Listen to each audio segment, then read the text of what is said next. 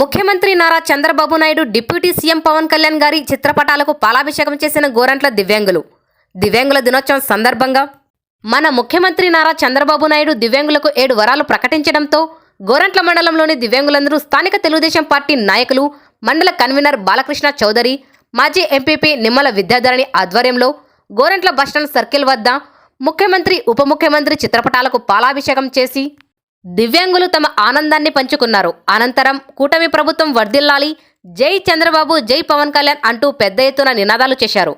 ఈ సందర్భంగా నిమ్మల విద్యాధరణి మాట్లాడుతూ దేశంలోనే ఏ రాష్ట్రంలో లేని విధంగా దివ్యాంగులకు ప్రతి నెల 6,000 రూపాయల పెన్షన్ ఇవ్వటం చాలా గర్వకారణం అని, వారికి మరింత చేయూతనిస్తూ మళ్ళీ ఇప్పుడు మరిన్ని అవకాశాలు, స్వయం ఉపాధి, ఫ్రీ బస్సు, ఇలా వాళ్లకు ఇంద్రధనస్సులో 7 వరాలు ప్రకటించడం చాలా గొప్ప విషయం. దివ్యాంగులు స్వతంత్రంగా బతకాలని, ఒకరి మీద ఆధారపడకుండా వాళ్లకు వచ్చే పెన్షన్తో వారి కుటుంబ సభ్యులు బాగా చూసుకోవాలని, అదేవిధంగా సమాజంలో గౌరవంగా జీవించాలని కూటమి ప్రభుత్వం నిరంతరం కృషి చేస్తుందన్నారు.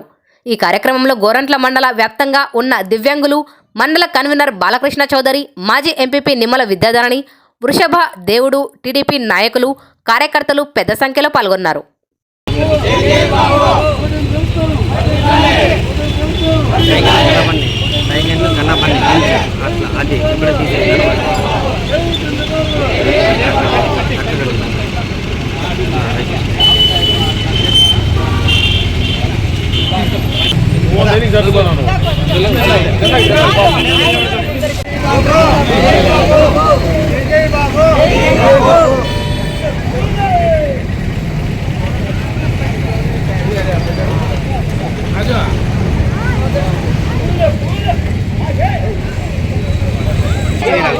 ఎన్నిక